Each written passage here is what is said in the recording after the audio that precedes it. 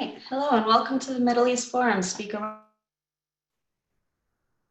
Webinar Series. I'm Stacey Roman and I will be moderating this discussion today. We're pleased to have Dr. Zuhdi Jasser, President of the American Islamic Forum for Democracy and the co-founder of the Muslim Reform Movement, join us to discuss My Story, the Making of an Anti-Islamist Muslim. Dr. Jasser will speak for 10 to 15 minutes, then open it up for questions. Should you wish to ask a question, please use the Q&A box located at the bottom of your screen to type your question. And with that, I will turn the discussion over to Dr. Zuhdi Jasser. Thank you. It's a pleasure and always an honor to be with the Middle East Forum and with all of you. And I can't tell you enough how much our partnership and friendship and trust has meant to us in a lot of the projects and work that we've done with the Middle East Forum. And it's a pleasure to tell you a little bit about my story. And it'll just be a little taste over 10 to 15 minutes. It's hard to get the whole narrative in, but I'll give you a few of the, I think, important highlights. And especially today, as we see America basically on many of our streets burning as a result of the hard left and some of the alliances that we see between the hard left and the Islamists, we're seeing that the narrative that creates anti-Islamist Muslims is pretty similar, I think, to the narrative that creates pro-American, pro-liberty, anti-radical left Americans, if you will. That trajectory is not much different. I grew up in a small town in Wisconsin and had really no association or understanding of political Islam or the Muslim Brotherhood or Islamist organizations. My family were Syrian immigrants that escaped Baathism and instilled in me an understanding that they were able to teach me and instill in me the ideas of Islam and America better than they could have anywhere else in any Muslim majority country, because those countries were run by tyrannies and dictatorships, like at the time with Hafiz Assad and then his son later, that prevented them from having any freedom in interpreting and modernizing their interpretation of Islam. And I came from a pretty educated family. My grandparents, one grandparent was a Supreme Court judge, family court judge in Sharia on my mom's side in Damascus, and my other grandfather, Zuhdi Jasser, was a newspaper editor and businessman in Aleppo and a politician. So they were heavily involved in democratization, which obviously failed as Baathism took root. But that's basically what created the pro-American narrative, if you will, that I grew to know in Wisconsin. And the understanding, I think one of the keys to understanding how I viewed Islam is in a very God-centric way, that it wasn't, I never really developed a loyalty for collective Islam or the faith itself, if you will, but rather for my personal relationship with God and my understanding of the interpretation of the Quran that my parents taught me, my grandparents taught me. And yes, it was not normative Islam. It wasn't the Islam that I later got to see was being taught in most of the mosques by the Islamist establishment. But I think in that small town, I was able to then launch into college and have a rubric of morality, integrity, and understanding of my faith and relationship with God that was in many ways impenetrable to the Islamist attempt to hijack that.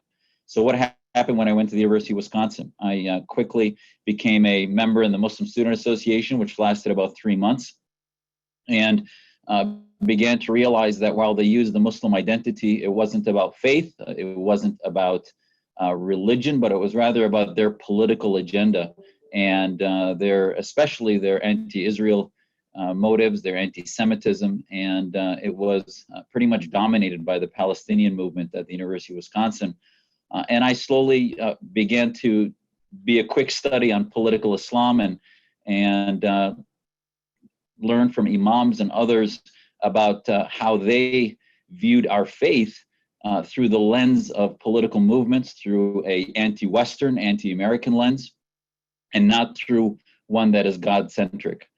And these are important because in our programs that we started in the organization that I've founded since 9/11, it has really focused our treatment, if you will, on the problem, and terrorism is simply a symptom. and the permutations of various Palestinian movements. We knew them in the 80s as the General Union of Palestinian Students. They've morphed probably 30, 40 times. Now they're the SJP folks, and it's all pretty much the same far left Islamists that are basically all about endorsing Hamas, endorsing radical organizations and Islamist movements. So ultimately, as I hunkered down in college, I began to try to find Muslims that were simply focused on fasting, on worship, on prayer, and it became increasingly difficult to find. I was on a Navy scholarship through medical school, and then became pretty apolitical as I was serving my 11 years. But I did realize that, and you're seeing this now with the far left, is that the difference between me and the Islamists is the Islamists were sort of raised in households and in mosques and elsewhere where they were taught that the primary loyalty, the primary ideology that they would die for is political Islam, is the Islamic State. Where they're a minority, they simply follow the laws of the land if they're not terrorists, if they're not violent, but they're still Islamists. If they're a majority, like in Erdogan's Turkey, they take over and simply use democracy as a tool to take over societies. Versus my understanding and why I joined the Navy, and from the way I was raised from my parents, is that democracy gives every person an individual right to have that relationship with God and to interpret Islam the way they feel they should. And that freedom is what God judges us on, and is integral to the practice of faith and the reality of that faith. So some may feel that's a mutation. I do feel that there's a significant plurality, if not a majority, of Muslims that believe that. And in many ways, the clerics and the clergy, while they certainly are controlling normative Islam and they're controlling the establishment of our community, I do believe that they are not, we don't have clergy per se. So many Muslims simply just don't go to mosque and have come to the West in order to escape a lot of that control. So the lens that I viewed what I would die for and my loyalty is the lens of liberty, enlightenment, and as I went into medicine, I looked at one of the founding fathers like Benjamin Rush, who is a physician, and other physician role models, Maimonides in Jewish history, and others that have talked about how the personal relationship between a physician and their patient is best borne out in liberty and freedom. And I think similarly in our faith. And we're seeing now on the streets of America that secularism, hyper-secularism, and atheism and socialism is the new religion for the left. And the Islamists and their religion have a collectivism. And as long as they have common enemies, they're going to work together in their red-green axis. At some point, they'll end up fighting one another when they're vying for power, once they've destroyed those who believe in freedom and the state of Israel and other enemies that they perceive in their red-green alliance. So ultimately, I've seen, in my maturation, if you will, that the special sauce, if you will, of what created my lens for the world is freedom, sense of personal space, that separation of mosque and state. We formed our organization not to fight terrorism, which I see as a symptom, but to counter Islamism. And I think the key to our work has been, yes, we're against political Islam, we're against the Islamic State concept and its instruments of Sharia, its Sharia state imposition of hudud laws, and all the other things that we can talk about if you want in the Q&A and elsewhere. But the reality is you can only build a movement if you articulate what you're for. And, ultimately what made me who I am is the belief that I can only prosper and lead and be successful if I'm for liberty and I protect not only my freedom, but others' freedom, the freedom of others. So, I think the reality is that while my Navy time helped solidify my belief in American freedom, you have to look at the difference. I have a chapter in my book on Nidal Hasan. Nidal joined the Navy and had a resume, embarrassingly, that looked similar to mine.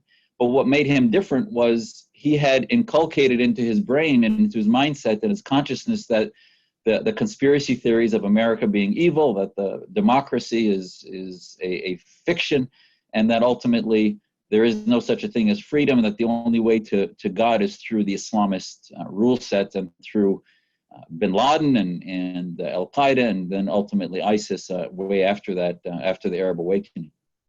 In the last couple minutes, I want to tell you, so what's the record so far since 9/11? There have been a couple major inflection points, and I want to separate two inflection points, and this will then tie sort of the Nidal Hasan story into my story, which is obviously completely different.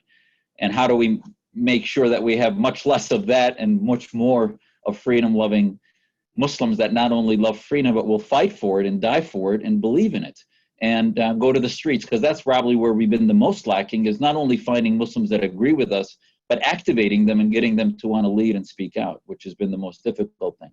There's been some macro inflection points and micro inflection points. So macro inflection points have been 9/11, the Iraq invasion, with I think showed that there's no military solution to the problem of political Islam, be it the Iranian Shia permutation of Khomeinism or the Sunni permutation of the Muslim Brotherhood or Jamaat Islamiyya in Pakistan, or Erdogan's permutation. There's no military solution to that. And I think the Iraq invasion and the Afghani invasion have proven that. I supported those, and I still think in retrospect, we could make an argument that it was the right thing to do. But obviously, 18 years later, the lack of success has proven that prolonged wars is not a way to change ideas, and will not do that. Now, you can make arguments that we haven't invested in protecting secular liberals on the ground. We haven't invested in institution building, but they're going to have to build their own states. It's not up to the American taxpayer to do that. And I do think that we need to have policies that empower Islamists in a macro sense, anti-Islamists, and defeat Islamists in a macro sense. And now other inflection points, obviously, is the Arab awakening. I think the Arab awakening proved that that the Western Muslim population and the global Muslim population is ready to take on the dictators and take on the tyrants. But it also creates an opening and a vacuum that will quickly get filled by the most organized in their society, which are the Islamists that have been waiting for these moments for 60, 70, 80 years since the early 20th century. So, ultimately, this is the problem, is that when vacuums get created, they're going to be filled by those that have been organizing in the mosques, which are the Islamists. And I think now, while we've seen deflection points macro-wise in 2011, 2012, I think this past few weeks we're seeing a new one, which is with the UAE-Israel agreement. We're going to see that probably grow to one with Saudi Arabia, with Morocco, with Bahrain, with Oman, and other countries that are going to begin in a macro sense to marginalize the Muslim Brotherhood and begin, I hope, to create opportunities for not only anti-Islamist Muslims. And this is the problem, is that we thought that mission accomplished was going to happen just by all of a sudden they become freedom-loving Muslims after we got rid of their tyrants, but that's not going to happen. So the stepwise process is going to have to happen through benevolent monarchs, through processes in which civil society can get built. And I think the UAE model, the Oman model, may be one of those that go that direction. Now, I say might because eventually those tyrants are going to have to give away some of the reins to democracy, to real liberty, because we can't be credible as reformists if we say we're against theocracy, but we're pro secular dictatorship or pro tyranny of some kind. And Dr. Pipes and I had, I think, a very good debate against another debate. Folks, I tell you to look at that at the Intelligence Squared, in which we talked about the difference between why elected Islamists are even worse than the dictators, but yet ultimately in a macro sense, the hope is that third pathway. On a micro level, in the last 2 minutes, I want to tell you what's been happening sort of on the ground. We have had, I like to think of the cup as half full. We've certainly revisited what our strategy was. If you talked to me in 04, 05 when we launched, I thought by 2009 or 10 we would have tens of thousands of Muslims on the streets talking about liberty, waving the American flag, talking about freedom and speaking out against the Islamists. For various reasons, that has not come to fruition. And I can give you a litany of excuses, and they're all excuses. And the bottom line is I think most Muslims in America are comfortable. They're not uncomfortable the way the Arab streets were when they fought against dictators. And to this point, they've not seen Islamists as a threat to them here, so they're not waking up against it. And ultimately, then, we have to hope that the American government and others can begin to re-strategize to wake up the Muslim community to fight for its rights against the Islamists that are destroying them wherever they have control. So I think we've shifted towards a building program for future Muslim leaders. That's what our Muslim Reform Movement has been all about, where we've worked together with leaders like Ezra Nomani, Raheel Raza, Zainab Zeb, and a number of others that you may be aware of that are doing a lot of strong work with Majid Nawaz in London and a number of others, activists that have started their own organizations and doing similar work. And I think if you look at our ability to change the lexicon, very few people are talking about the threat of terrorism and more are talking about the threat of political Islam. And again, I think Muslim ability to articulate that difference has been important, and certainly as has the work of MEF and other anti-jihad think tanks that have also, I think, educated Americans to the importance of that distinction. But I do think that ultimately, while we've changed the verbiage, we've had our leadership program, if you look at the effect of simply the squad, Ilhan Omar, Linda Sarsour, and a few care leaders, they might be able to fill a few dinner halls and have tens of thousands of supporters, but still, the 4 or 5 million Muslims in America do not support them. They might do so implicitly, which is certainly they should be held accountable for that. But I do believe that the vast majority of Muslims are still a constituency that are not spoken for by anybody. And hopefully we can grow our bandwidth to do that. And that's what our Muslim Reform Movement program is all about. Our Muslim Liberty Project, which is to try to teach youth that now some of them have matriculated through some of the Naval Academy, West Point, and law schools. We're trying to teach them sort of that same narrative that I was blessed to have had growing up in Wisconsin, and begin to fight against the imams. And we saw now with the Democratic Party, they, on the one hand, have had the wrong folks, the wrong imams. They're embracing the more radical anti-police ones more so this week. But on the other hand, the Linda Sarsours and Ilhan Omars, I think you may be noticing, are beginning to get marginalized. So they're marginalizing the political Islamists more, but the imams are being brought in closer. And I think it's because of the public price that they have to pay with the anti-Semitism of Linda Sarsour and Ilhan Omar versus the imams are sort of this, lowest hanging fruit phenomena where they have a bigotry of low expectations for our clergy, if you will. So I'll stop there and would be happy to take your questions about what we're doing or my own story. All right, thank you so much. The first question we have in is, have you faced threats from Islamist groups for your opinions and activities? So the threats, are varied. Certainly, we are in their crosshairs. The Council on American Islamic Relations constantly is trying to shut us down when we speak at various campuses, be it when I spoke at Duke University or Notre Dame, and projects that we do not only with MEF, but with Ayan Hirsi Ali and others. But at the end of the day, I do think that you may notice that they target us less than they do the former Muslims or the non-Muslims who do this work. And that is not surprising, because the price they would pay to take on a Muslim who is pretty orthodox in our personal practice would be much higher. That doesn't mean we're immune to it.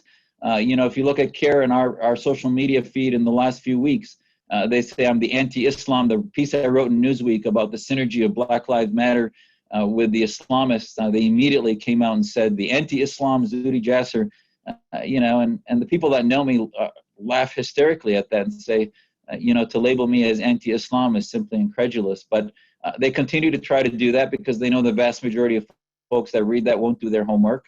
They're able to marginalize us to less popular venues as they do in certain universities. And that's why I think one of the things the police and universities and others can do is at least protect our platforms so that we can get the message out, because we're going to be far more effective. You'll see a debate I had with Congressman Ellison in 2008 that the Investigative Project has on their site and taped, was far more effective at exposing his radicalism than I think anyone had been before, because he wasn't able to effectively call me an Islamophobe. So we do get threats. But we keep going and dismiss it as a small price to pay compared to what my family's paying in Damascus and Aleppo for their fights for freedom. Of course, fabulous point. So you spoke about the Fort Hood shooter, Nidal Hasan. Can you explain a little further about that? Yeah, I think if you look at Nidal Hasan was going around what used to be Walter Reed Medical Center with a card that said Soldier of Allah. The 180-page report about him barely had the word Islam or jihad in it, let alone Islamism and all of the ideologies that should have been targeted and discussed by the entire commission that discussed how he was radicalized and how it was missed. And I came from that environment. I know, they talked about in the report his grand rounds where he was supposed to talk about psychiatric topics, and he ended up talking about, the imams that were, his mentors. He didn't call them mentors at the time, but that he had been talking about political Islam and Sharia, etc. So at the end of the day, I think what's important to understand about Nidal Hasan is that he was being incubated in a military that should have been smart enough. It'd be like in the Cold War, having a communist sympathizer openly sympathizing with the communists, and yet we did not know that while we were trying to understand the penetration of the Soviets into our military. And to this point, we still don't have an adequate anti-jihad, anti-Sharia program in the military. There's been a cleansing of the educational process. And I think Nidal Hasan, the Boston bombers and others are case in points. I mean, just a month ago in the UK, they're trying to remove the term Islamism again. And it's almost as if when they think the world is asleep, they try to prevent us from understanding the education that's necessary to have in order to prevent this from happening again. And I think Nidal Hasan's narrative is case in point of all the different warning signs that we should be paying attention to. Thank you.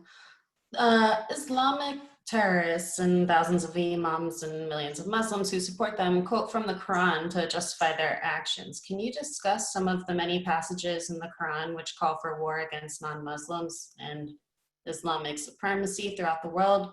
Are these being misinterpreted, or how do moderate Muslims like yourself deal with this? Yeah, that's a good question. I think it's disingenuous to say they're being misinterpreted.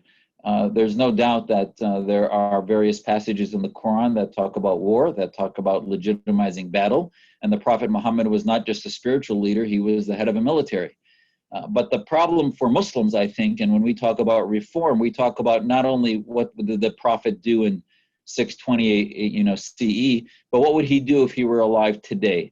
So we can't even agree on whether Assad actually used chemical weapons in many discussions, let alone what actually happened in 623 CE. So there's no doubt that there were aggressive militaries, that most of the Muslim world was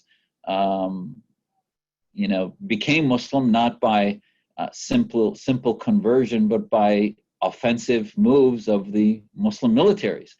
But that was pre-secular liberal enlightenment processes. That was in an era in which there was no global historical government. So we can't historical government that was based in liberty like the American Revolution and ultimately what happened in Europe.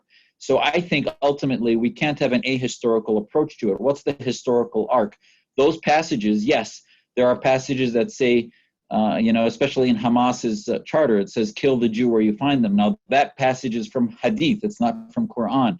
I think it's important that especially we make a distinction. Yes, the Islamists will use either with equal authority, but for most Muslims, the Quran has a much heavier authority than Hadith that many of us believe is corrupted. Now, when you look at the Quran, it says, for example, cut the hands of those who steal. That's the literal interpretation. And yet, I was taught by my grandfather that it means sever can mean not just cut literally, but remove them from society. So therefore, a modern interpretation would be supported to take that person out of society and put them in prison. And I think similarly, the passage that says don't take Jews as friends, that's the Saudi Wahhabi interpretation. And by the way, The UAE now has had sermons talking about the need for not only friendship with the Jewish community, but recognizing the state of Israel, which I think is so important. I criticize the reforms of MBS because it wasn't complemented by clerics that actually from the mimbars and the pulpits articulated that same reform. It was simply rule changes by the royalty. The UAE realized, I think now, that they have to have that rule change associated with theological endorsement by imams. So I think similarly, those passages need to be reinterpreted and say, okay, this refers to one battle at that time. Let's not then profile that to all Jews, say it just referred to one tribe at that time. Let's now make peace with the Jewish community, not revisit that and say that at this point we adhere to wars only based on secular nation states, and no longer do we have militaries driven by Islamic identity and a green flag, but rather by the nation states. And that's why our main mission at AIFD is the separation of mosque and state. As long as you have an Islamic flag and a military that's jihadi, you can't modernize the Islamic State and have a secular constitution, because ultimately the spirit of that military will be no different than what they feel the Prophet Muhammad's military did. And that's why Erdogan, when he went into Syria, was slaughtering Kurds, and they were taking videos about jihadism. So the same thing, I think, why I joined the Navy was it was a secular military, and I rejected loyalty to the global Islamic movement. Thank you very much. So as we believe here at the Middle East Forum, Islamism is the problem and moderate Muslims are the solution. Is there anything that a non-Muslim can do, or does the solution have to come from within the Muslim world? I think the most important thing non-Muslims can do is, whether it's government policy and embracing through grants and through programs, anti-Islamist Muslims, we can't sit on the sidelines. We can't even be neutral. We need to empower and lift up moderate, not only, I don't like the term moderate, anti-Islamist, pro-liberty, pro-freedom Muslims that speak out against anti-Semitism, speak out against the misogyny that's interpreted from the Quran and Hadith, speak out against the hate and bigotry that so many in the associated with the Black Lives Matter movement and others that are, I think, hijacking our faith community. So non-Muslims, I think, and you see this happening in interfaith gatherings and others where groups like the ADL are partnering with the wrong Muslims and making our platforms very difficult to, they take the oxygen in the room. So one is government programming with the right Muslims and empowering an anti-Islamist narrative from Washington. Two is media platforming, so that it's not just the Mehdi Hassans and others that are getting time, and the El Sayed from Michigan that's always on CNN. These are Islamists that are hijacking representation of our community. Same thing with Ilhan Omar and others. So media. Third, university settings. I think a lot of the programs need to begin to teach why reform is necessary in anti-Islamism. Look at universities near you and see whether any of that curricula is being taught. It's not. It's simply the left not only has hijacked its own socialist agenda, but is advocating for the Islamist agenda within the universities. Thank you. Can you comment real quick in our 2 minutes left why you, about new Muslim immigrants in the U.S.? In what way? And specific? I can tell you so if you look at immigration for Muslims in the West and in America, it's not a surprise that some of the main programs that the Council on American Islamic Relations, some of the Somali Relief Fund organizations that helped elect Ilhan Omar and others, they hijack a lot of these new communities that start with a love for America, come here very, very green and willing to learn, and then they get indoctrinated so that they're more radical in the second generation than they were initially as immigrants, like my family was. Why? Because the programming for immigration is that America owes them something, that they're victims. And that's why you see some of the folks leading the tearing down of statues are performing the same acts that they did tearing down the statues in Afghanistan and elsewhere, because this is what the Islamists in America are teaching them. So one of the things we have it's still on paper, it never got to fruition, is a program to begin immigration support for new immigrants to help their youth programs, be it in sports and otherwise. We did that in one of the inner city Phoenix programs here a few years ago, where we worked closely, and our community organizer, Courtney Lonergan, who's been part of the reform movement, has helped us do with some of the immigrant youth, because so many of them try to separate them out. Islamism is about separatism. So they tell the girls, for example, you have to wear a hijab or you can't be involved in sports, so you need to stay in class, and they separate them out and make them feel different. Versus when we got involved, we said that's nonsense. They can still play sports. You don't need to treat them differently. Treat them like you would any other youth, if you will. And I think those type of inner city immigration programs are very important to protect them from the Islamist influence. Perfect, thank you. Well, unfortunately, we've come to the close of our webinar. I'm sure we could have gone on for another hour with the amount of questions we have in. Thank you again, Dr. Jasser, for speaking with us today. Anytime. Thank you for all that you do. Appreciate it. Thank you. For our viewers, please be on the lookout for our forthcoming weekly webinar offerings email coming out this weekend. Thank you all for joining us, and I hope you have a wonderful day.